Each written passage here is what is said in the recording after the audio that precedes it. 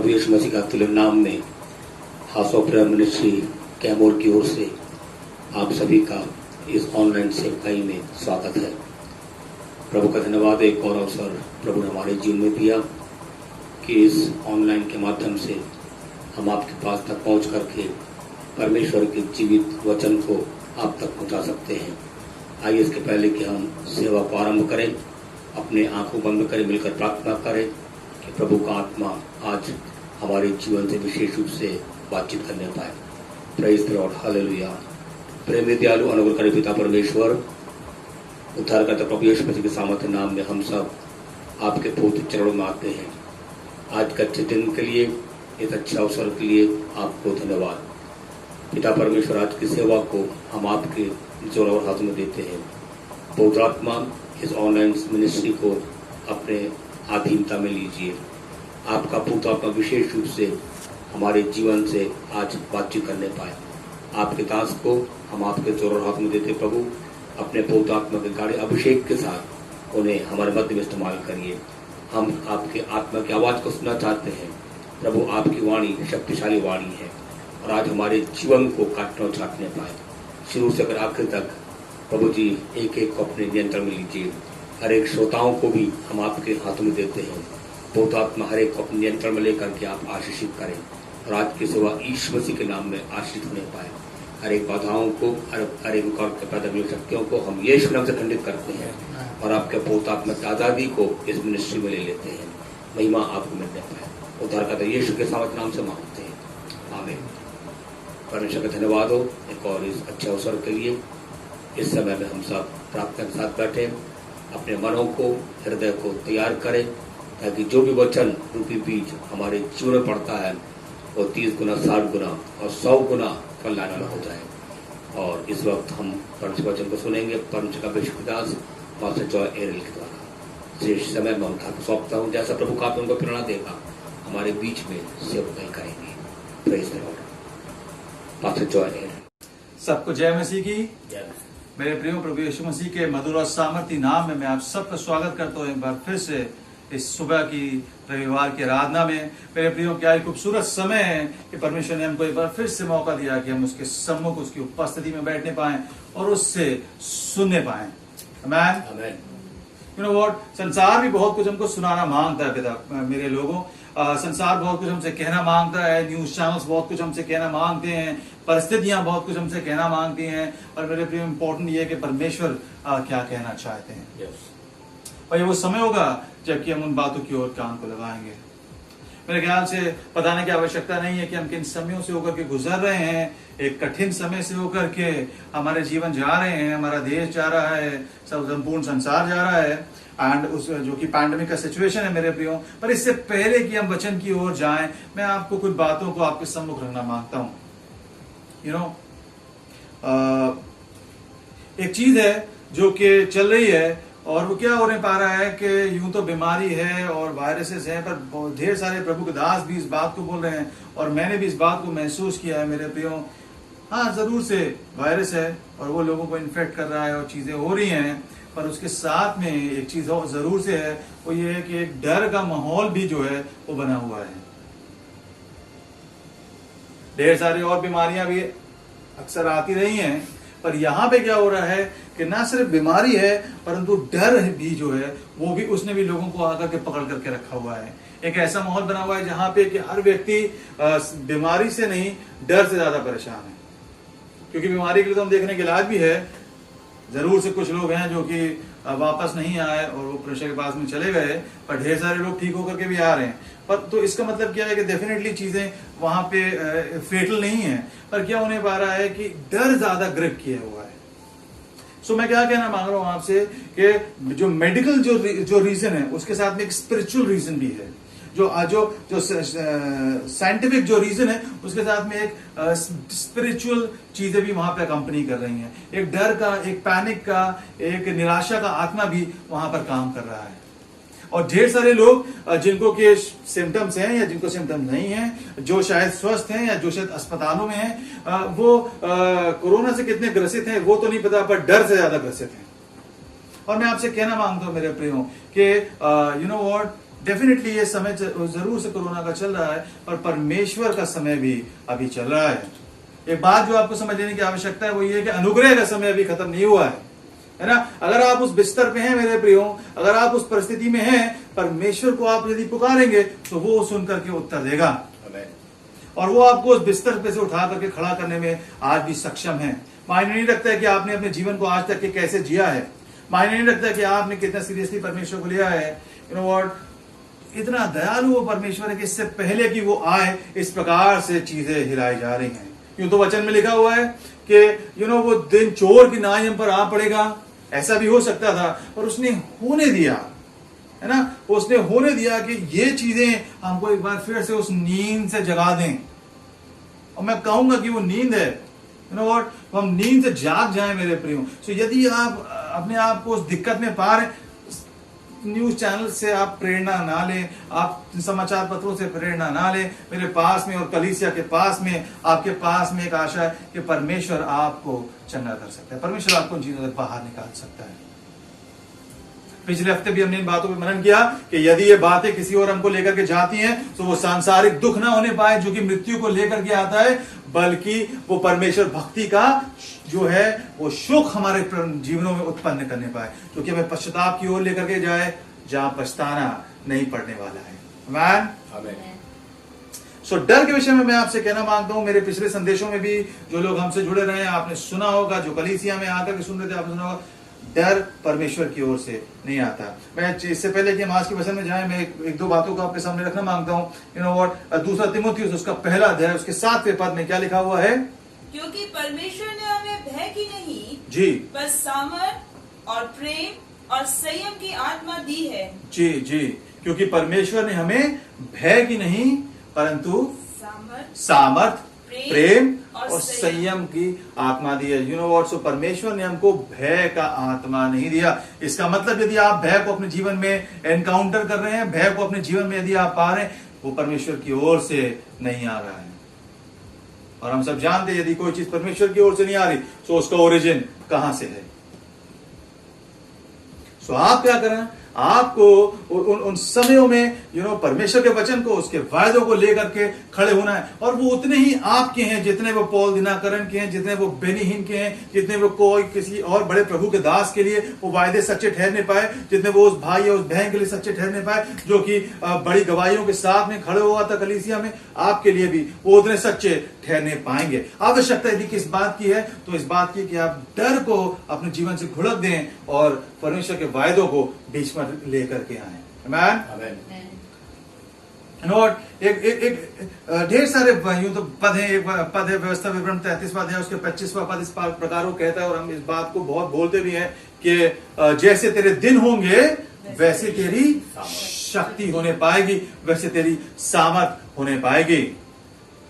ऐसा नहीं है मेरे प्रियो कि परमेश्वर ने हमको यहाँ पे छोड़ दिया है, हम बस हालातों के रहमो करम पर हैं, हम बस जो है सरकार के रहमो करम पे हैं। सरकार जिसके पास में खुद ही आशा नहीं है, उसे खुद ही नहीं पता है कि वो क्या करे, क्योंकि डेफिनेटली परिस्थितियां गंभीर हैं। तो ऐसा नहीं है कि हमको उनके रहमो करम पे छोड़ दिया गया है। वचन इस बात को बताता है कि जैसे तेरे दिन होंगे वैसी तेरी शक्ति होने पाएगी। पर एक बात यहाँ पे इंपॉर्टेंट है, हमको ये पहचानना जरूरी है कि दिन को किसने बनाया है। हम गाते हैं आज का दिन परमेश्वर ने बनाया, यहोवा ने बनाया है। आवश्यकता इस बात की है कि आप उस मेकर से आपकी मुलाकात होने पाए। यदि आप उसको जानने पाएंगे, यदि आपकी पहुंच वहां पर है जो कि उस सिंहासन पर बैठा हुआ है, आपके पास में उन दिनों के मुताबिक शक्ति होने पाएगी। तो पहली चीज जो मैं आपके सामने रखना मांगता हूं मेरे प्रियो, तमाम डर को अपने जीवन से आप बाहर निकालें और इस बात को समझें कि डर परमेश्वर की ओर से नहीं आता। एक और बात को हम देखेंगे इससे पहले कि हम वचन की ओर चलें, वो पाई जाती है लूका उसका 13वां अध्याय उसके 1 से 5 तक के पदों को हम देखेंगे। उस समय कुछ लोग आ पहुंचे और उससे उन गलीलों की चर्चा करने लगे जिनका लहू पिलातुस ने उन्हीं के बलिदानों के साथ मिलाया था। यासोन उसने उनसे उत्तर में यह कहा, क्या तुम समझते हो कि ये गलीली और सब गलीलियों से पापी थे कि उन पर ऐसी विपत्ति पड़ी?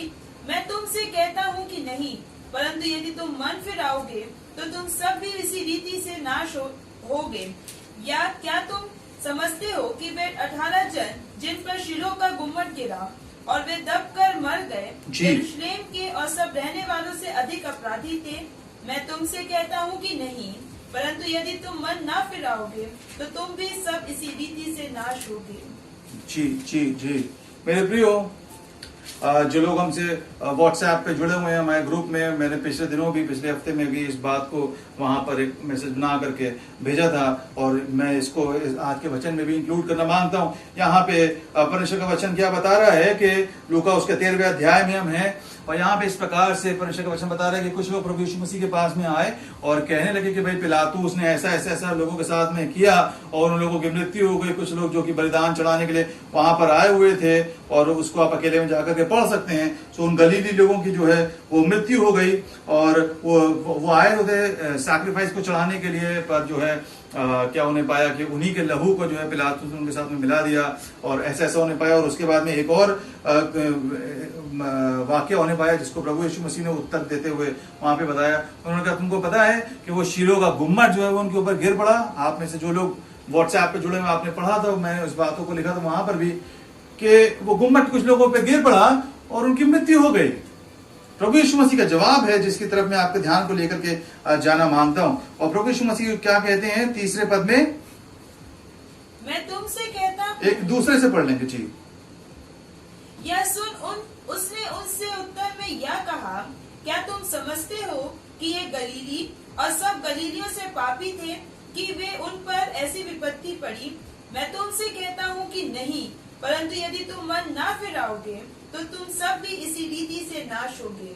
जी जी क्या हो रहा है कि कुछ लोगों की मृत्यु हो गई। 2 डिफरेंट केसेस को वहां पे डिस्कस किया गया और कुछ लोगों की अकस्मात मृत्यु हो गई और वहां पे जो है एक बात पूरे इजराइल में फैली हुई थी। और प्रभु यीशु मसीह उनसे कह रहे हैं कि तुम्हें क्या लगता है ये जो मर गए, ये जो नहीं रहे, क्या और सब लोगों से ज्यादा पापी थे? क्या जो लोग जिंदा है वो इनसे बेहतर हैं?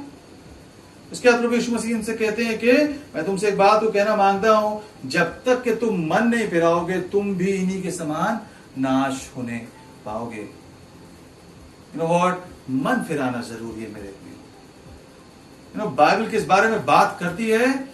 वो इस बारे में बात करती है कि एक रिश्ता जो कि अदन की वाटिका में हमारे परमेश्वर से हमारा टूट गया था, हमको उसको बनाने की आवश्यकता है। अच्छी बात है कि आशीषें हमारे जीवन में पाई जाती हैं। अच्छी बात है कि ढेर सारी चंगाई को हमने प्राप्त किया है। अच्छी बात है कि ढेर सारे आशीष होते परमेश्वर हमारे बैंक बैलेंस को, इसको उसको सब चीजों को नवाजा है। पर जिस बात की ओर परमेश्वर का वचन पॉइंट करता है वो इस बात को पॉइंट करता है, ईदर यू रिपेंट और यू विल पेरिश। या तो हम मन फिराएं या हम नाश होने की ओर जाएं। तो यूहन्ना 3:16 इस बात को कहता है कि क्योंकि परमेश्वर ने जगत से ऐसा प्रेम रखा ताकि जो उसने अपने इकलौते पुत्र को दे दिया ताकि जो कोई उस पर विश्वास करे वो नाश ना हो। यू नो व्हाट, ये कहानी इस बारे में है कि हम नाश ना होने पाए मेरे प्रियो। और ये नाश होना कोरोना के बारे में नहीं है। यू नो व्हाट, अगर आप वो व्यक्ति हैं कि ये वायरस एक दिन को खत्म भी हो जाए और आप इससे बच भी जाते मेरे प्रियो, उसके बाद भी खतरा टला नहीं है। यदि ये चीजें सामान्य भी हो जाती हैं, यूं तो सामान्य होने वाली नहीं है, क्योंकि जैसे जैसे दिन आगे बढ़ेंगे प्रभु यीशु मसीह के आने के दिन गंभीर होते चले जाएंगे। यू नो, पर इंपॉर्टेंट बात क्या है मेरे प्रियो? इंपॉर्टेंट बात यह है कि क्या आपने अपने रिश्ते को परमेश्वर के साथ में ठीक किया है या ठीक नहीं किया है। यू नो, वो शीलो का गुम्मट उनके ऊपर गिर गया। प्रभु यीशु मसीह इस बात को, उन्होंने इस मौके का इस्तेमाल किया उनको बताने के लिए कि यदि तुम मन नहीं फिराओगे ना तो क्या होने पाएगा, तुम्हारे साथ में भी यही अश्र होने पाएगा। पहले पद में क्या लिखा हुआ है? 13वें अध्याय पहले पद में, उस समय कुछ लोग आ पहुंचे और उससे उन गलीलियों की चर्चा करने लगे। जी वो कुछ लोग आ पहुंचे और उन गलीलियों की चर्चा करने लगे जो कि मर गए थे। मेरे प्रियो, मैं आपसे कहना मांगता हूं, मैंने पिछली बार ऐसे लोगों से थोड़ी दूरी बना करके रखें जो कि आ जाते हैं कुछ लोग और इधर की चर्चा और उधर की चर्चा और इनकी चर्चा की ये नहीं रहे और वो नहीं रहे और यहाँ पे इतने मरीज निकले और यहाँ पे उतने केस निकले। ये मैं आपको बताऊं मेरे प्रियो, ये बातें आपके लिए आगे आपको लेकर के जाएंगी नहीं। आवश्यकता इस बात की है कि हम रिपेंटेंस में निकल करके जाने पाए। आप परमेश्वर के वचन की ओर सुने कि वो क्या कह रहा है और वो इस बात को कह रहा है कि हमको परमेश्वर के सम्मुख अपने रिश्ते को ठीक करने की आवश्यकता है। सो आई होप कि I prepared the base line for the sermon जो कि मैं आपके सामने रखना मांगता हूं, जो बात मैं आपके सामने रखना मांगता हूं। डर परमेश्वर की ओर से नहीं आता, आवश्यकता इस बात की है कि आप परमेश्वर के सम्मुख जाएं और अपने मन को फिराएं। यू नो व्हाट, क्योंकि सारी बातें जो शुरुआत से लेकर के जो चल रही वो इस बात के लिए कि हम कैसे अपने प्राण को परमेश्वर के सम्मुख लेकर के जाएं और वो नरक में न जाने पाए, हम कैसे अपने प्राण को बचा लें। सो आवश्यकता इस बात की है कि हम उन बातों के प्रति सीरियस होने पाए। अच्छी बात है कि आपको डर लग रहा है, पर ये डर आपको परमेश्वर के साथ एक मजबूत रिश्ते में लेकर के आने पाए और इन बातों को हम बेहतर रीति से समझने पाए। उसके लिए मैं चाहता हूं हम आज के वचन की ओर चलेंगे, तो कि पाया जाता है दूसरा राजा उसका पहला अध्याय उसके पहले पद से लेकर के 13वें पद तक के हम देखेंगे। अहाब के मरने के बाद मोआब इस्राएल के विरुद्ध हो गया और अहज्या एक झिलमिलीदार खिड़की में से जो शेमरोन में उसकी अटारी में थी गिर पड़ा और बीमार हो गया। तब उसने दूतों को यह कहकर भेजा कि तुम जाकर एक्रोन के बाद जबूत नाम देवता से यह पूछ आओ कि क्या मैं इस बीमारी से बचूंगा कि नहीं। तब यहोवा के दूत ने तिब्शी एलिया से कहा, उठकर शोमरोन के राजा के दूतों से मिलने को जा और उससे कह, क्या इस्राएल में कोई परमेश्वर नहीं जो तुम एक्रोन के बाल जबूब देवता से पूछने जाते हो। इसलिए अब यहोवा तुझसे यूँ कहता है कि जिस पलंग पर तू पड़ा है उस पर से कभी न उठेगा, परंतु मर ही जाएगा। तब एलिया चला गया। तब अहज्या के दूत तो उसके पास लौट आए। तब उनसे उसने पूछा, तुम क्यों लौट आए हो? उन्होंने उससे कहा कि एक मनुष्य हमसे मिलने को आया और कहा, जिस राजा ने तुमको भेजा उसके पास लौट कर कहो, यहोवा यूँ कहता है कि क्या इस्राएल में कोई परमेश्वर नहीं जो तू एक्रोन के बाल जबूब देवता से पूछने को भेजता है। इस कारण जिस पलंग पर तू पड़ा है उस पर से कभी ना उठेगा, परंतु मर ही जाएगा। जी बस, थैंक यू। सो यूँ तो हम 14वें पद तक के हम देखेंगे, पर हम इसको समझते समझते हम उसको पढ़ते रहेंगे। मेरे प्रियो, यहाँ पे क्या हो रहा है, हम दूसरे राजा की पुस्तक में हैं, बुक ऑफ 2 किंग्स। एंड यहाँ पे क्या हो रहा है कि इजराइल के ऊपर इस समय अहज्या का राज है और अहज्या जो है वो राजा हैं। उनके पिता जो थे अहाब थे और उसकी माता जो है वो इजेबेल थी और क्या होने पाया कि उनकी मृत्यु हो गई और हम सब जानते हैं कि किस प्रकार के वो लोग थे। नाउ अहज्या जो है वो सीन पे आता है और उसके बारे में वर्णन हम पहले अध्याय में पाते हैं। और यहाँ पे क्या हो रहा है कि अहज्या साहब जो हैं वो अपने महल की खिड़की में हैं और वो खिड़की से झांक रहे थे और अचानक से क्या होता है कि वो खिड़की जो है वो टूट जाती है और लैटिस करके अंग्रेजी में शब्द इस्तेमाल है, झिलमिलीदार खिड़की जो पहले उसमें काफी सुराख होते थे, खूबसूरत सी नक्काशी टाइप की खिड़कियां जो हुआ करते, तो उस तरीके की कुछ खिड़की के यहाँ पे वर्णन है। और ये खिड़की से शायद बाहर देख रहा था और वो गिर जाता है। एंड देन क्या होता है कि शायद उसको चोट आती है, वो इस प्रकार की आती है कि वो काफी फेटल है, अब वो ठीक शायद नहीं हो सकता है। और क्या करता है ये कि दूतों को भेजता है और कहता है कि बाल-जबूब के पास में जाओ जो कि एक्रोन का देवता है, और वहां पे जाओ और वहां पे पता करके आओ कि भाई क्या होने पाएगा मेरा भविष्य। नाउ क्या होता है कि ये लोग निकल करके जाते हैं और एलीशा जो है परमेश्वर का जन, वो इनके पास में इनसे मुलाकात होती है और वो इनसे कहता है कि भाई क्यों जाते वहां पूछने के लिए, क्या परमेश्वर इजराइल में कोई परमेश्वर नहीं है या भविष्यवक्ता नहीं है? और ऐसा करो, उस राजा से बता दो कि अब तू जो इस बिस्तर पे पड़ा है उससे उठने नहीं पाएगा। एंड क्या होता है कि वापस जाते हैं ये लोग राजा के पास में और राजा फिर इनसे पूछता है कि अच्छा ऐसी ऐसी बात हुई, अच्छा कौन आदमी था, ऐसे कपड़े पहना था, ओ वो तो एक एलीशा होगा, अच्छा ऐसा करो कि एलीशा को बुला करके लाओ। और उसके बाद में एलीशा के पास में वो अपने सेवक को भेजता है, कप्तान को भेजता है जो कि 50 लोगों के ऊपर अधिकारी था, और वो एक बार जाता है। और हम सब कहानी को जानते हैं, जो नहीं जानते उनके लिए मैं बता दूं कि जब वो जाते हैं वहां पे सो वो उससे इस तरीके से पेश आते हैं, कहते हैं कि भाई तुमको राजा ने बुलाया है, नीचे आओ, चलो हमारे साथ में, और प्रभु का दास। और वो कहता है कि अगर मैं प्रभु का दास हूं तो फिर अभी आकाश से आग गिरे और तुम सब भस्म हो जाओ। और वो भस्म हो जाते हैं। फिर दूसरी टुकड़ी जाती है 50 लोगों की अपने इस कप्तान के साथ में, उनका भी यही हश्र होता है। तीसरी टुकड़ी जाती है, उनका जो कप्तान होता है वो उसके पैरों पे गिर करके कहता है कि मुझ पर दया करें, और पिछले लोगों के साथ में जो हुआ मैंने देखा, एंड सो मेरे साथ में आप चलिए। एंड देन कहानी आगे बढ़ती है, वो जाकर के फिर से वहां पे उन्हीं बातों को कहता है। नाउ जिस बात की ओर मैं आपका ध्यान लेके जाना मांगता हूँ मेरे प्रियो, वो बात क्या है? बात यह है कि यहाँ पे हम इस बात को देख रहे हैं कि दूसरे राजा की पुस्तक की शुरुआत हुई है, अहाब की मृत्यु हो गई है, अहज्याह जो है वो नया राजा बना है यहाँ पे। एंड क्या होता है कि मैं जब इसको पढ़ रहा था, सो मैं आगे बढ़ जाना मांग रहा था, पर कुछ बातों के ऊपर मेरा ध्यान गया, ऑपरेशन ने कहा कि नहीं यहाँ पे रुको। एंड यूं तो मैं इस बात को देखना मांग रहा था, क्योंकि ये बात मुझे कई बार जब मैंने इसको पढ़ा कि क्यों आग आ गई, वो मर गए, मैं इन चीजों को देख रहा था, पर कुछ चीजों के ऊपर प्रभु मुझे यहाँ पे रोके, और मैं चाहता हूं कि आप वहां से यहाँ पे इन चीजों को देखें। यहाँ पे क्या लिखा हुआ है दूसरे पद में? और उज्जियाह एक झिलमिलीदार खिड़की में से जो शोमरोन में उसकी अटारी में थी गिर पड़ा और बीमार हो गया। तब उसने दूतों को यह कहकर भेजा कि तुम जाकर एक्रोन के बाल-ज़बूब नाम देवता से यह पूछ आओ कि क्या मैं इस बीमारी से बचूंगा कि नहीं। जी जी जी। ना क्या हो रहा है कि यूं तो जब हम वचन पढ़ते तो हम उसको हिस्ट्री के तौर पे पढ़ते हैं कि नहीं हाँ भाई ठीक है, ऐसा ऐसा हुआ था, बस ठीक है, हाँ वो गिर गया। पर मैं जब देख रहा हूँ कि आखिर एक आदमी वहां खिड़की से झांक रहा है और वो गिर गया, ये कौन सी बात होती है परमेश्वर? मेरे ध्यान को इस बातों ने यहाँ पे खींचा। जब मैं यहाँ पे देखता हूं तो मैं यहाँ पे क्या पाता हूं, you know what, he fails down from his lattice. ना इस तरीके से नहीं हो गया, बहुत सिंपली नहीं हो गया कि वो वहां से गिर गया, है ना। क्या होने पाया कि ये जनाब जो है अभी नए नए राजा बने हैं और परमेश्वर ने इनको गद्दी पर, सिंहासन पे पहुंचा दिया है, और अब क्या हो रहा है कि ये अचानक से वहां से खिड़की से गिर गए, इस तरीके से गिर गए कि अकस्मात इनकी मृत्यु वहां पर हो जाती है। पर मेरे प्रियो, चीजें सिर्फ ऐसे नहीं होती, चीजें उतनी नहीं होती जितनी हमको दिखाई पड़ रही होती हैं। मैं चाहता हूं आप यहाँ पर देखें क्या हुआ पहले पद में। अहाब के मरने के बाद जी मोआब इस्राएल के विरुद्ध हो गया।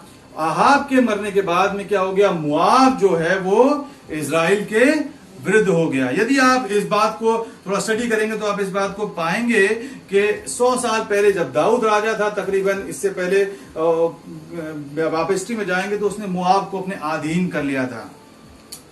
और उसके बाद में क्या होने पा रहा है कि कई वीक किंग्स आते गए, और जब अहाब भी जो है वो वहां पर नहीं रहा तो मोआब ने सोचा कि अच्छा मौका है और अभी नया नया राजा आया है और हम अपने आप को फ्री कर लेते हैं, है ना, हम इनसे लड़ेंगे और हम आजाद हो जाएंगे। और यहाँ पे क्या होने पाया कि उसने रिबेल किया, अंग्रेजी में लिखा हुआ है। सो एक लड़ाई वहां पर छिड़ गई, है ना। और हम आपको यहाँ पे आपके सामने मैप है, और उस मैप में आप देख सकते हैं कि क्या होने पा रहा है कि जो मोआब है वो किस जगह पे पाया जाता है, वो नीचे की ओर में पाया जाता है। और ये जो है दूसरे पद में आप देखेंगे अहज्याह कहां पर है? झिलमिलीदार खिड़की में से जो जी, शोमरोन में उसकी अटारी शोमरोन में उसकी अटारी में थी। जो शोमरोन के लिए अंग्रेजी जो शब्द है, जो नाम है वो है समारिया। सामरिया में जो उसके पैलेस में था, अंग्रेजी में जो है that was his upper room, वहां पे जो था वहां से वो गिर गया। क्यों? कहां पे है वो सामरिया में है।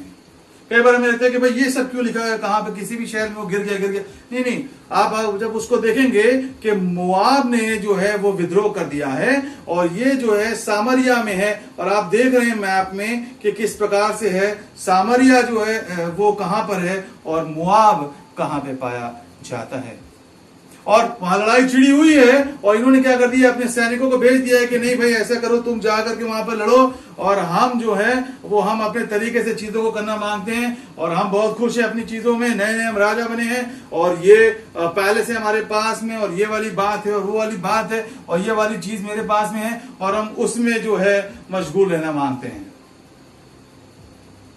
और क्या हो गया, इसको लग रहा था शायद कि मैं वहां पे जाऊंगा, वहां पे खतरा हो सकता है, या इसका मन नहीं था वो लड़ाई में जाने के लिए और ये वहां पे नहीं गया। और उसके बाद में क्या होने पाता है, इसको लग रहा था कि मैं वहां पे सिक्योर हूं लड़ाई में ना जा करके। पर मेरे प्रियो, जब वो वहां पे उस अपने महल में वहां खिड़की पर ही था, खतरा इसके घर तक के आ गया।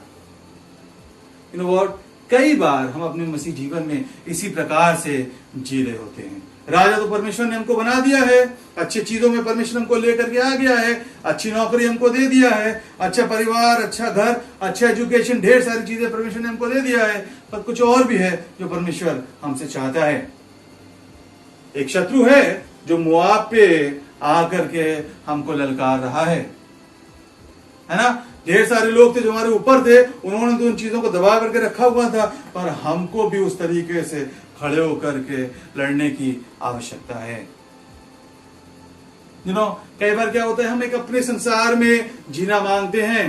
कलीसिया तो बार बार आगाह कर रही है कि व्हाट, नरक है। कलीसिया तो इस बात को आगे आगाह कर रही है कि शत्रु है। कलीसिया तो इस बात को बार बार बता रही है कि हमको वचन पढ़ने की आवश्यकता है, परमेश्वर के साथ में अच्छे रिश्ते में आने की आवश्यकता है, नहीं तो ये दिक्कत है और वो दिक्कत है और ये बात है और वो बात है।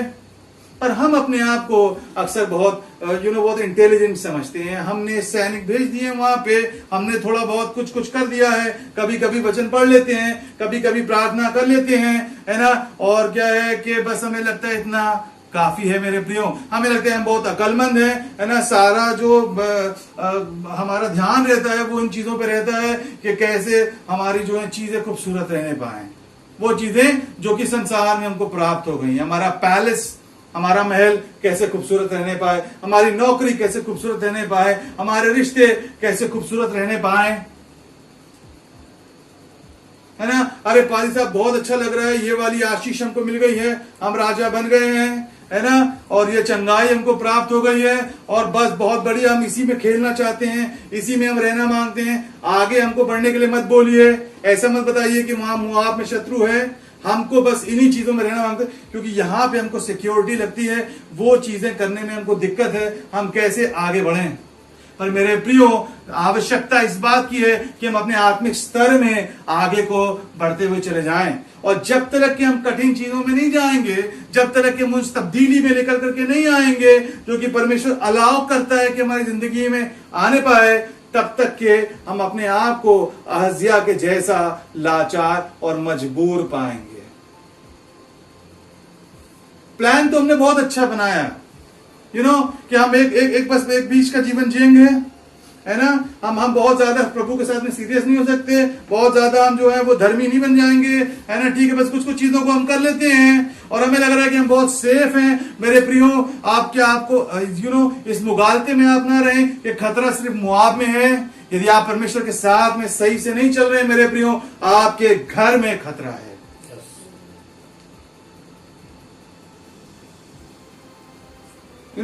उस खिड़की से जो कि आप देख रहे हैं ना, वो जो प्लान्स हम बना रहे हैं कि हम उस खिड़की से देख रहे हैं, वो झिलमिलीदार खिड़की से हम चाहते हैं कि हम इन चीजों में जाएं और हम उन चीजों में जाएं। वो चीजों में जहां पे आप देख रहे हैं मेरे प्रियो, वहीं पे आकर के एनिमी आपको स्ट्राइक कर लेगा। कई बार हमें लग रहा था नहीं, हमने तो सिक्योर कर लिया है जी, हमारे पास में तो बहुत बुद्धि है, पूरे टाइम उन्हीं बातों में हम लगे रहते हैं, हमारे पास समय नहीं। एक जन से मेरी बात हो रही, मैंने उनसे कहा कि भाई आप संडे को चर्च नहीं आ रहे हैं, क्या बात है। अरे भाई अभी भी नई नौकरी लगी है, मैं कैसे उनसे कहूं कि संडे को जो है वो आप मुझे छुट्टी दीजिए। This is so strange. मैंने उनसे बोला कि आप ये कैसे भूल गए कि नौकरी देने वाला परमेश्वर है। नौकरी को देने वाला परमेश्वर है। जब तक आप उसको खुश नहीं करेंगे, जब तक आप वो नहीं करेंगे जो कि वो चाहता है, तो नौकरी कैसे बची रहेगी। हमारा लॉजिक ही उल्टा है। हम सोचते हैं कि ये जो चीजें हैं हम उनको बचा लें, उनको पकड़ लें, और परमेश्वर तो सब समझते हैं, वो चीजें तो वेट कर सकती हैं। वर्ड, परमेश्वर जबरदस्ती का परमेश्वर नहीं है। वो वहां पे आकर के कान पकड़ के आपको वहां नहीं लेके जाएगा। वो कहते हैं ठीक है, उसने उनको स्वतंत्र इच्छा दे करके रखी हुई है। पर मेरे प्रियो, मुझे परमेश्वर का वचन इसलिए ज्यादा पसंद है क्योंकि क्या हो रहा है, वो खिड़की, जिस खिड़की से आप वो जो प्लान्स आप बना रहे हैं ना, वो जो झिलमिलीदार खिड़की जिससे आप वहां पे पहुंच जाना मांगते हैं, मेरे प्रियो वही ढह जाती है। वो जो in the confines of your palace, वहां पे आकर के शत्रु अटैक कर देता है। It is not Moab. आपको वहां पे जाके वहां पे आप खतरे में नहीं हैं, आप हमेशा खतरे में हैं। हम तभी खतरे में नहीं थे जबकि ये वायरस आ गया, हम हमेशा से खतरे में थे। जो सेफेस्ट प्लेस है, जो सबसे सेफ जगह है, वो क्या है? वो करने में है जो कि परमेश्वर कह रहा है। वो आज्ञाकारिता में जीवन को जीने में है, वो तब्दीली को जीवन में लेकर के आने में है। कई बार हम सोचते नहीं हम इन चीजों को नहीं करना मांगते, हम इसमें प्रवेश नहीं करेंगे, और हमको ये नहीं करना है, हमको वो नहीं करना है। और क्या होने पा रहा है? खिड़की से वहां से गिर गए। दाऊद भी ये जो हमारा शत्रु है वो भी देखता है, वही तरफ तो देखता है कि पौलुस हैं और बड़े बड़े परमेश्वर के दास हैं, पतरस है, डैनियल है, शेर के मुंह को फाड़ डाल रहे, डेविड है ना, जो कि शेर के मुंह को फाड़ दे रहा है, मूसा लाल समुद्र को 2 भाग कर दे रहा है, और एक तरफ अहज्याह जैसे लोग हैं अपनी ही खिड़की से गिरे जा रहे हैं। खुदा तो इनका इतना सामर्थ्य है कि अगर ये सही से प्रभु के साथ में चले तो पता नहीं कौन कौन से बड़े बड़े कामों को वो इनके लिए कर दे, वो गोलियां तो कैसे गिरा दे, पर ये अपनी धुन में रहने के कारण है ना, क्या कर रहे हैं? अपनी ही खिड़की से गिर करके जो है वहीं पे धाराशायी हुए जा रहे हैं। वो डिनाई नहीं। परमेश्वर इस बात को चाहता है कि हम इस बात को समझने पाए मेरे प्रियो, कि कितना आवश्यक है कि हम उसके अनुसार अपने जीवन को ढालने पाए। क्योंकि यहाँ पे बात युद्ध की हो रही है, तो मैं एक बात को आपको बताते चलूं। मैं चाहता हूं न्यायियों उसका 3रा अध्याय, उसके पहले 2 पद को आप निकालें। क्या हो रहा था यहाँ पे? एक युद्ध का माहौल था, और ये जनाब जो है वो युद्ध में ना जा करके वो करना पसंद कर रहे थे जो इनको पसंद है। कई बार हम वो करना चाहते हैं जो हमको अच्छा लगता है। ढेर सारे लोग, आज कलीसिया की दिक्कत ये नहीं है कि परमेश्वर का वचन उन तक के नहीं पहुंच रहा है, परमेश्वर अपने आप को सामर्थ्य रूप से दिखा नहीं रहा है। कलीसिया की दिक्कत ये है कि ढेर सारे लोग वचन नहीं पढ़ते हैं, ढेर सारे लोगों के पास प्रार्थना करने के लिए समय नहीं है। आप पढ़े यहाँ पे क्या लिखा है, न्यायियों की पुस्तक 3रा अध्याय पहले 2 पद को हम देखेंगे। इस्राएलियों में से जितने कनान में की लड़ाइयों में भागी ना हुए थे, लड़ाइयों में भागी ना हुए थे, उन्हें परखने के लिए यहोवा ने इन जातियों को देश में इसलिए रहने दिया कि पीढ़ी पीढ़ी के इस्राएलियों में से जो लड़ाई को पहले ना जानते थे वे सीखें और जान लें। जी जी जी, क्या लिखा हुआ है कि परमेश्वर ने उस प्रतिज्ञा किए हुए देश में कुछ जातियों को छोड़ दिया था, क्योंकि ये जो नए लोग आए हैं, नई पीढ़ी जो आई है पिछले लोगों के जाने के बाद में, जिन्होंने लड़ाई को नहीं सीखा था, वो युद्ध करना सीख जाएं। सारी जातियों को उसने वहां से हटा नहीं दिया, कुछ जातियों को उसने वहां पे छोड़ दिया था, ताकि ये जो नए लोग आए हैं वो युद्ध करना सीखें। कई बार हम बहुत आराम वाला मसीह जीवन चाहते हैं। जब हम बीमार हो तो पादी साहब आप दुआ कर दीजिए, और जब हमें दिक्कत हो तो कलीसिया हमारे लिए प्रार्थना कर दे। बाकी परिवर्तन हमको जीवन में क्या लेकर के आना है वो हमको मत बताइए। हम उन्हीं रास्तों पे चलते रहेंगे, उन्हीं चीजों में हम जाते रहेंगे, वही भाषा हमारी रहेगी, वही सोचना हमारा रहेगा। मेरे प्रियो, मैं आपसे कहना मांगता हूं, यदि आपके और संसार की भाषा एक जैसी है, सो अभी आपको बहुत चलने की आवश्यकता है। यदि आपके और संसार की प्रतिक्रियाएं एक जैसी हैं, यदि आपका और संसार का नजरिया एक जैसा है, अभी आपको बहुत ज्यादा मेहनत करने की आवश्यकता है। पर उसके साथ में खूबसूरत बात यह भी है कि अभी अनुग्रह का समय है। मेरे प्रियो, आवश्यकता इस बात की है कि आप अपने मन को फाड़ के परमेश्वर के सम्मुख निकल करके आए। पता नहीं कब कौन सी खिड़की धोखा दे जाए। यू नो व्हाट, आप देखिए, वो जो कुछ भी हम वहां से देख रहे हैं मेरे प्रियो, हम वहां पहुंचने कभी नहीं पाते। पाप में वो जो कुछ वो प्रॉमिस करता है वो कभी डिलीवर हमको नहीं करने पाता। वो जो कुछ ये देख रहा था, वो खिड़की वहां से ढह गई, उन चीजों में प्रवेश नहीं करने पाए, और क्या होने पाया, बड़ी दिक्कत में ये व्यक्ति अपने आप को पाता है।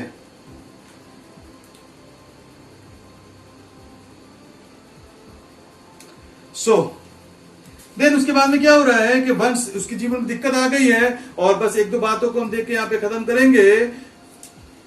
अपने ही महल में वो व्यक्ति अनसेफ है। यू नो व्हाट, हम कई बार उस लड़ाई में मैदान में जाना नहीं मांग रहे, हमको लगता है वहां पे हम अनसेफ हैं। आप हर जगह पे अनसेफ हैं यदि खुदा आपके साथ में नहीं है। देन यू नो व्हाट, क्या हो रहा है कि ये क्या करता है कि ये वहां पे एक्रोन के बालजबूल के पास में जो है वहां पे लोगों को भेजता है कि जाकर के पता करके आओ कि भाई मेरा क्या भविष्य होने पाएगा।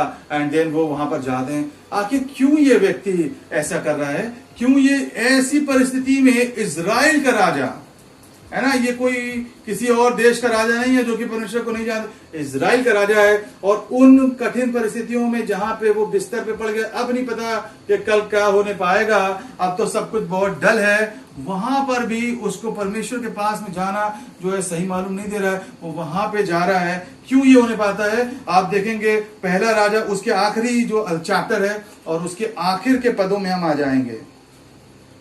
क्यों आखिर ऐसा है, क्यों ये वहां पे जा रहा है।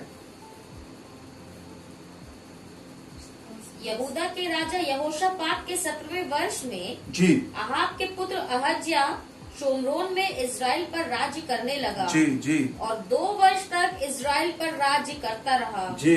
और उसने वह किया जो यहोवा की दृष्टि में बुरा था। ना जब वो ठीक था, जब वो राज्य कर रहा था, उसने क्या किया, वो किया जो यहोवा की दृष्टि में बुरा था। जी। और उसकी चाल उसके माता पिता और नबात के पुत्र यरोबाम की सी थी, जिसने इजराइल से पाप करवाया था।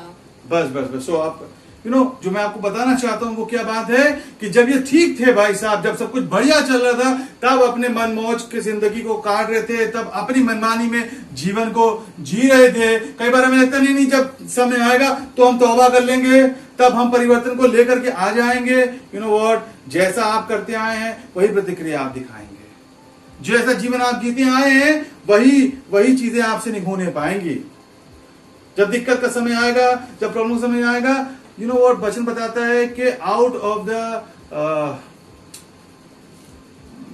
मन में जो कुछ भरा होता है वो मुख पे आता है। You know, out of the fullness, yes, out of the fullness of the heart the mouth speaketh. ऐसा नहीं हो सकता कि आप ताउम्र कोई और व्यक्ति रहे हो और एकदम से आप बदल जाएंगे। एकदम से कोई नहीं बदल जाएगा। वो दिन प्रतिदिन आपको प्रभु के साथ में चलने की आवश्यकता है। तब उन मौकों में जब कठिन परिस्थितियां आएंगी, आप वो फैसले लेने पाएंगे जो वचन के अनुसार सही हैं। 2 साल जनाब गद्दी पे बैठे हुए थे और जो इनका मन आता था वो ये कर रहे थे, और उसके बाद में क्या हो रहा है, वो जो बड़ी गलती इनसे होने पाती, उसके बाद में भी मौका था, जब भी खिड़की से गिर गए उसके बाद में भी मौका था। मैं आपसे कहना मांगता हूं, सकता है कि आज आप अपने आप को उस स्थान पे पाते हो जहां पे कि सब कुछ के बावजूद भी आप वहां वो गिर गए हैं। अभी भी मौका है कि आप परमेश्वर को खोजें, आमीन। आप परमेश्वर को खोजने पाए। क्योंकि एलीशा ने क्या कहा कि क्या इजराइल में परमेश्वर नहीं है। पर मेरे प्रियो, क्या होता है ना, जब हमारा भरोसा वो हमारा भरोसा जब परमेश्वर पे नहीं होता, तो हमारा भरोसा फिर किसी भी चीज पे होने लग जाता है। किसी भी चीज पे हम भरोसा कर रहे होते हैं, टेक्नोलॉजी पे, अपनी बुद्धि पे, अपने कॉन्टैक्ट्स पे, अपने पैसों पे, अपनी और चीजों पे, फिर वो हमारे अंदर वो इनग्रेन्ड हो जाता है। ये जो बालजबूब है, जब इसको पढ़ेंगे तो क्या है, he is the God of flies.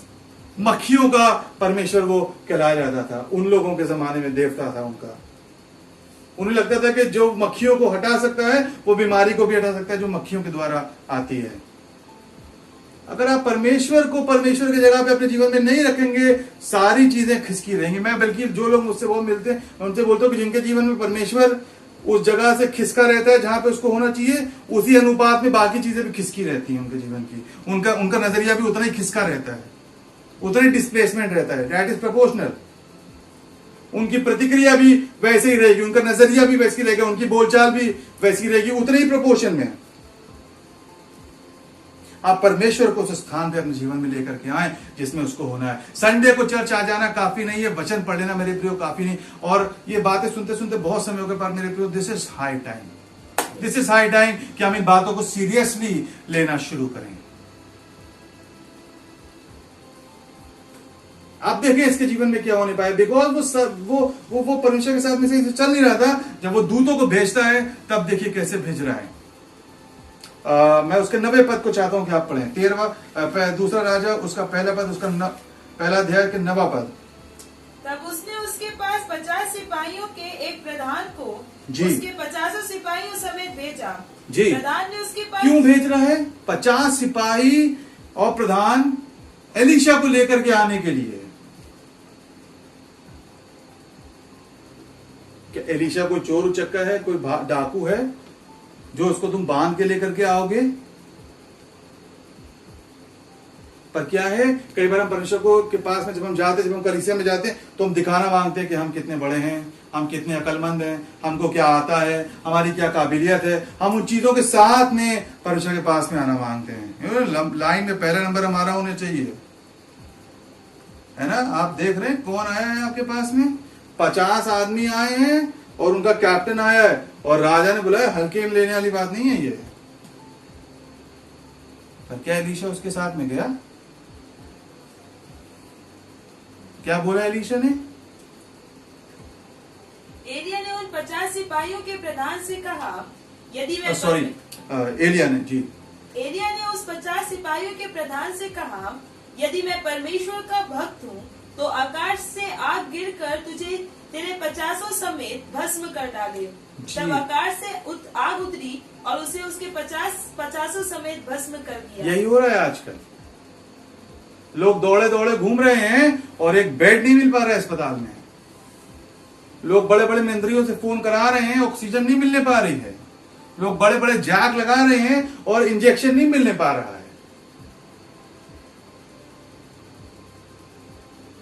You know, हम आवश्यकता नहीं है कि हम अपने जीवन को उस एक्सटेंट तक के लेकर के जाएं कि परमेश्वर हमारे साथ इस तरीके से डील करे।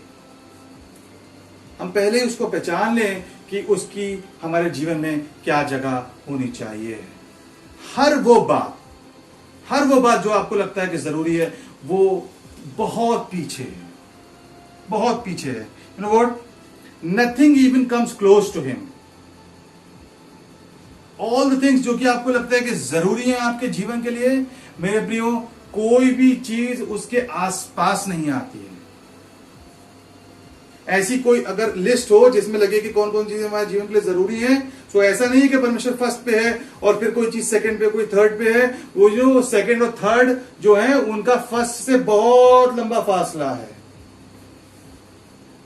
Nothing comes close, not your job, ना वो लोग जिन्हें आप खुश करना मांगते हैं, ना आपका बैंक बैलेंस, ना आपकी और चीजें, ना आपकी चतुराई, ना आपकी यू नो व्हाट, जो कुछ हम करते हैं परमेश्वर के वचन को ना मानने के लिए, कुछ भी उसके आसपास नहीं आता है। और यही परमेश्वर ने करके दिखाया वहां पर। तो क्या होने पाया? वो जो कुछ वो लेकर के आए थे वो सब वहां पे भस्म हो गया। पहली बार भी हो गया, दूसरी बार भी हो गया। और जो तीसरा व्यक्ति है, जब वो वहां पर आता है तो वहां पे क्या करता है? 13वें पद को हम देखेंगे। फिर राजा ने तीसरी बार 50 सिपाहियों के एक और प्रधान को 50 सिपाहियों समेत भेज दिया जी। और 50 का वह तीसरा प्रधान चढ़कर एलिया के सामने घुटनों के बल गिरा। ना यहाँ पे एलिया जो है पहाड़ पे बैठे हुए हैं और समय नहीं है कि डिटेल में उसको पढ़ते। जो बाकी दो आधे वो क्या कर रहे थे? वो नीचे से खड़े होकर के उससे कह रहे थे कि हे परमेश्वर के दास, नीचे उतर आओ क्योंकि राजा ने तुमको बुलाया है। यहाँ पे क्या हो रहा है? ये जाता है और ये चढ़ के उसके पास में जाता है और उसके घुटनों के पास में जाके गिर जाता है। सो एक चीज तो देखते हैं विनम्रता, और हम नम्रता को देखते हैं, that we need to humble ourselves in front of God। दूसरी चीज जो यहाँ पे देखते हैं, आप देखिए वो क्या बातें कर रहा है। और गिड़गिड़ा कर उससे कहने लगा, जी, हे परमेश्वर के भक्त, मेरा प्राण और तेरे इन 50 दासों के प्राण तेरी दृष्टि में अनमोल ठहरे। That is the understanding that you should be having। ये नजरिया आपको रखने की आवश्यकता है कि हमारा प्राण परमेश्वर के हाथों में है। अगर परमेश्वर ने जरा सा ऐसे ऐसे कर दिया तो चीजें पता नहीं कहां की कहां होने पाएंगी। अब जो पहले वाले आए हैं, यदि आप उनको देखेंगे, उनके कथन को सुनेंगे, तो वो क्या बोल रहा है? 9वां पद में देखिए। तब उसने उसके पास 50 सिपाहियों के एक प्रधान जी, को, वो हिस्सा पढ़ेंगे जब वो बोलता है और उसने उससे कहा, जी। हे परमेश्वर के भक्त, राजा ने कहा है कि तू उतर आ। नाउ ये जब बात कर रहा है तो इसकी बात में क्या चीज इंपॉर्टेंट है? राजा ने कहा है। कई बार हमारे पास में इंपॉर्टेंट ये रहता है कि संसार क्या कह रहा है, राजा क्या कह रहे हैं। हमारा सारा ध्यान इन बातों में रहता है कि राजा क्या कह रहा है।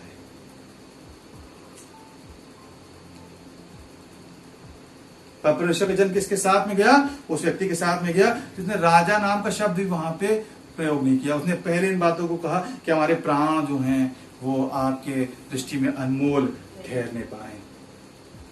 वो डिफरेंस कब आता है? जब आपके नजरिए में परिवर्तन आता है। अभी तो सब लोग प्रार्थना करें, प्रभु आप दया करें, वो बीमारी चली जाए और ये हो जाए और वो हो जाए, पर क्या आपके नजरिए में परिवर्तन आया है?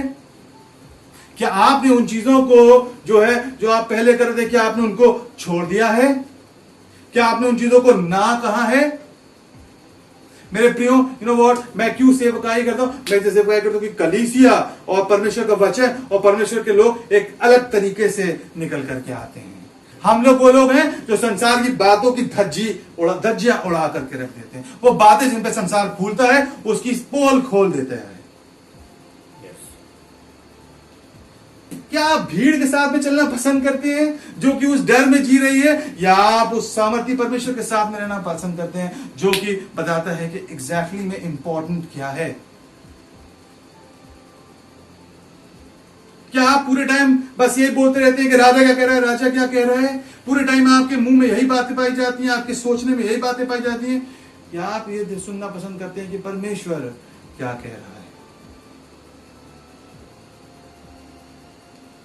उसने वो छोड़ दिया, जो कुछ राजा कह रहे थे उन बातों को उसने वहां पे छोड़ दिया। आवश्यकता इस बात की है कि आप जाएं और उन चीजों को छोड़ने पाएं और उसके कदमों पे गिरने पाएं। एक आखिरी पद को हम देखेंगे, इब्रानियों उसका 11वां अध्याय उसका 24वें पद को।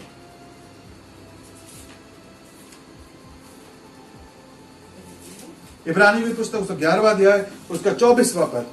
विश्वासी से मूसा ने जी सयाना होकर फिरौन की बेटी का पुत्र कहलाने से इनकार किया।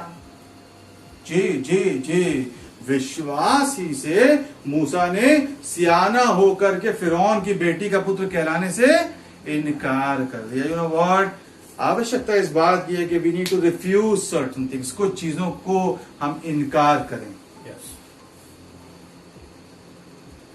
कुछ चीजों को हम इनकार कर दें, कुछ चीजों को हम टाटा बाय बाय कर दें।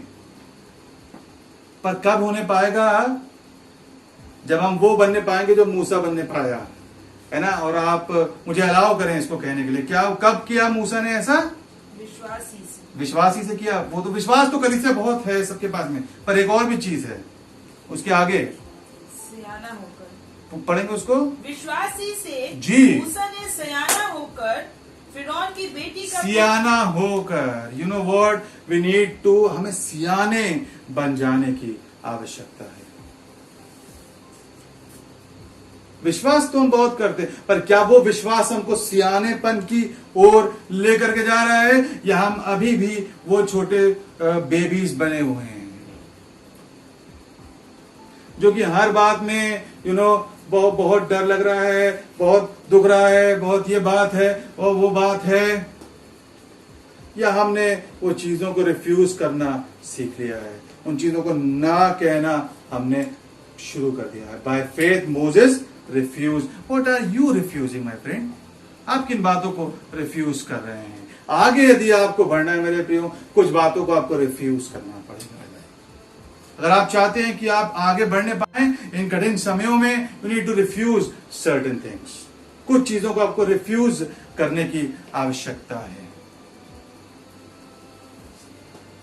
सो मैं आपको इस बात के लिए इनकरेज करूंगा मेरे प्रियो, यू नो व्हाट, जो कुछ परमेश्वर हमसे कह रहे हैं उन चीजों को करने की आप कोशिश करें। और आप ये ना समझें कि अगर आप उन चीजों में टाल मटोली करेंगे, है ना, हम उसमें थोड़ा जो है वो अपनी बुद्धिमानी लगाएंगे कि नहीं अभी ये कर लेते बाद में वो कर लेंगे, नो व्हाट, झिलमिलीदार खिड़की भी वो जवाब दे देगी। वहां से भी आप सुरक्षित नहीं रहने पाएंगे, वहां से भी आप गिर सकते हैं। उन चीजों में जहां पे आपको लग रहा है कि आप सुरक्षित हैं, वहां से भी आप गिर सकते हैं। आवश्यकता इस बात की है कि आप परमेश्वर के साथ के पास में हम्बलनेस के साथ में जाने पाए। इस बात को देखें कि परमेश्वर क्या कह रहा है, राजा क्या कह रहा है, ये इंपॉर्टेंट नहीं है।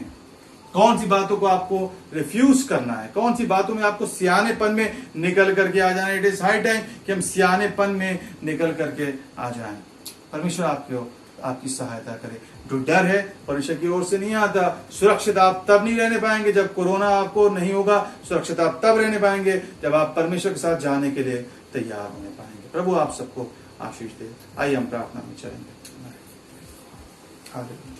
प्रभु यीशु मसीह में आपके सम्मुख आते हैं प्रभु, और हम प्रार्थना करना मांगते हैं प्रभु जी कि प्रभु आपका वचन जो है प्रभु जी वो हमको प्रभु इन बातों को बताता है प्रभु कि हम सुरक्षित तब रहने पाते हैं जब हम वो कर रहे होते हैं जो कि आप चाहते हैं प्रभु जी। सुरक्षा प्रभु जी उस जगह पर है, चाहे वो युद्ध का मैदान हो, चाहे वो हमारा महल हो। सुरक्षा तब रहने पाएगी जब आप हमारे जीवन में पाए जाएंगे। सुरक्षा तब होने पाएगी जब हम आज्ञाकारी व्यक्ति बनने पाएंगे, जब हमारा नजरिया बदलने पाएगा, जब हम सियाने होने पाएंगे। बहुत समय हुआ कि हम अपनी चीजों में ही मगन थे, अपने पैलेस में मगन थे, अपनी चीजों में हम मगन थे।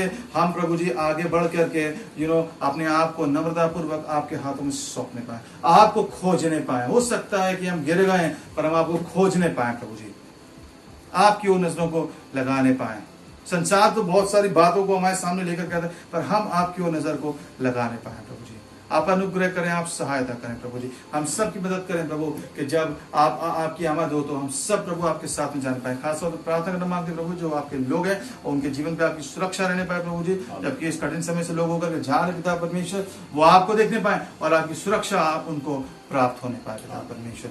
आप सहायता करें, मदद करें, यीशु मसीह के नाम से मांगते हैं। अब हमारे उत्तराखंड प्रभु यीशु मसीह का अनुग्रह, परमेश्वर पिता का प्रेम, पुतात्मा का संगत और सहभागिता हम सबों के साथ अब से लेकर ईश्वर मसीह की आगमन तक होती रहे और सारे प्रभु के लोग कहें आमीन।